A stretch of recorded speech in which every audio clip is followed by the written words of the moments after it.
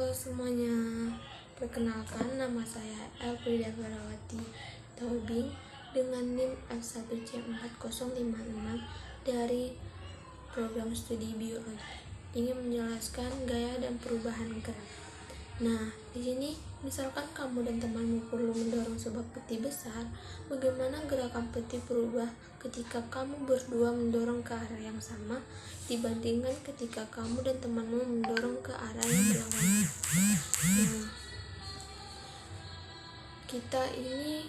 Nah, yang kita bahas, tunjukkan gaya menggunakan diagram gaya, membedakan gaya seimbang dan tidak seimbang, jelaskan bagaimana besaran dan arah gaya yang dihasilkan dapat memengaruhi gerak benda. Oke.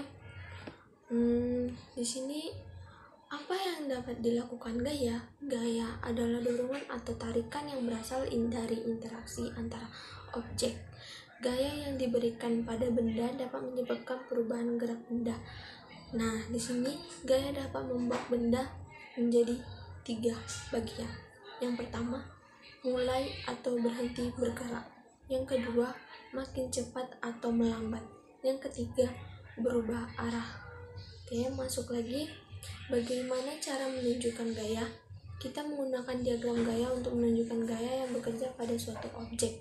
Anak panah digunakan dalam diagram gaya untuk menunjukkan ukuran gaya, arah gaya. Nah, di sini ilustrasinya kita lagi mendorong stroli belanjaan itu mendapatkan gaya dorongan. Oke, masuk lagi. Bagaimana cara menunjukkan gaya? Ingat untuk selalu memberi label pada gaya yang diawali anak panah dan besaran dalam Newton. Newton adalah suatu standar gaya yang dinamai sesuai dengan fisikawan dan matematikawan. Seseorang yang mendorong troli terus sudah peti di suatu permukaan. Ini ada gayanya, gaya pendorong itu 500 Newton. Sedangkan yang gaya reaksi permukaan 100 Newton, berat peti 100 Newton. Itu yang sebuah peti suatu permukaan. Di sini ada juga ilustrasi gaya apa saja yang bekerja pada objek yang diperhatikan dan bagaimana diagram gayanya. Bola mengambang di air dan yang kedua bola digantung dari tali.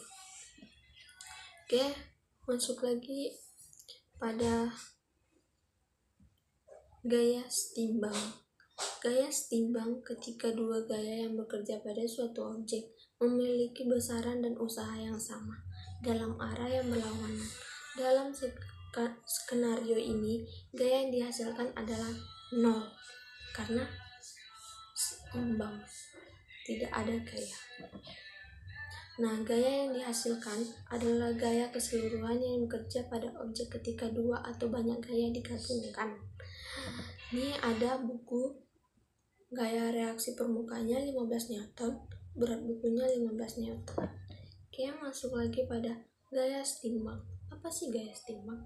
Ketika gaya setimbang bekerja pada suatu objek yang diam, objek itu akan diam. Ketika gaya setimbang bekerja pada objek yang bergerak, objek itu bergerak dengan kecepatan konstanta ke arah yang sama. Nah, di sini ada mobil. Gaya tarik mobilnya 2000 Newton, gaya dorong mobilnya 2000 Newton. Sama. Gayanya sama. Oke, masuk pada uji pembelajaran. Jika suatu benda diam, tidak ada gaya yang mendorong atau menarik. Jika suatu benda bergerak, gaya pasti bekerja pada benda itu. Nah, ini apa yo? Kita jawab ya. Nah, kalau soal nomor 1 tadi itu salah.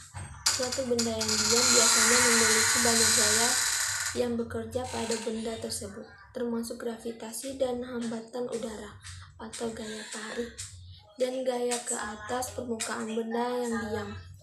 Nah, yang kedua juga salah. Jika suatu benda bergerak, tidak ada gaya yang diperlukan untuk membuatnya tetapi tetap bergerak. Tetapi gaya diperlukan untuk membuatnya berhenti atau berubah arah. Oke, masuk pada gaya tidak setimbang.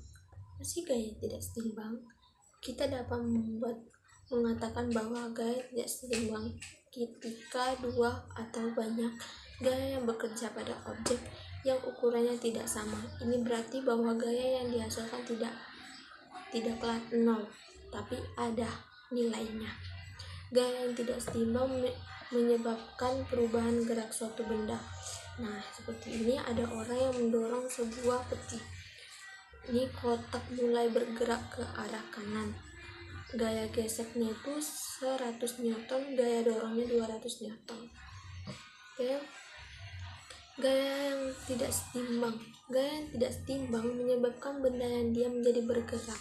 Gaya yang tidak setimbang dapat mempercepat atau memperlambat benda.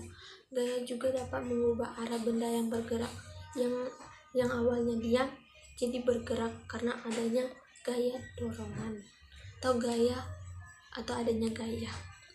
Oke, masuk ke gaya tidak setimbang.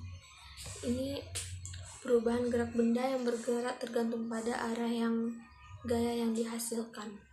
Seperti ini, ada sebuah mobil atau truk melaju ke arah kiri. Di sini ada 1000 Newton dan 3000 Newton. Itu 3000 Newton kecepatan dan dorongannya itu 1000 Newton. Gaya yang dihasilkannya itu 2000 Newton, seperti yang ada di gambar. Selanjutnya, gaya di sekitar kita, seperti kita tarik tambang, mengendarai papan luncur, itu mempunyai gaya. Kalau yang tarik tambang ini, memenangkan tarik tambang membutuhkan gaya yang tidak setimbang. Tim yang memberikan gaya yang lebih besar lah yang akan menang karena gayanya lebih banyak dibandingkan gaya diam. Terus, mengendarai papan luncur. Untuk memulai gerakan atau meningkatkan kecepatan pada papan luncur, gaya tidak setimbang dihasilkan dengan mendorong. Kita mendorong itu harus lebih kencang karena agar mendapatkan gaya kencang. Sekarang masuk aja. Di sini ada ilustrasi uji pembelajaran. Bola berhenti karena lumpur menciptakan gesekan. Atau gaya bekerja berlawanan dengan arah pada pergerakan bola. Gaya pada bola tidak setimbang sehingga gerakan benda menjadi bisa berubah. Di sini ilustrasinya kita menendang bola. Oke, yang terakhir ringkasan gaya. Apa itu gaya? Gaya adalah dorongan atau tarikan yang dihasilkan dari interaksi antara gaya. Diagram gaya dapat menunjukkan gaya-gaya ini. Gaya dianggap seimbang ketika berukuran sama dan bekerja dalam arah yang berlawanan. Ketika gaya yang bekerja pada suatu benda tidak memiliki besaran yang sama, gaya tersebut menunjukkan bahwa gaya tersebut tidak setimbang, yang berpotensi menyebabkan perubahan gerak benda. Oke.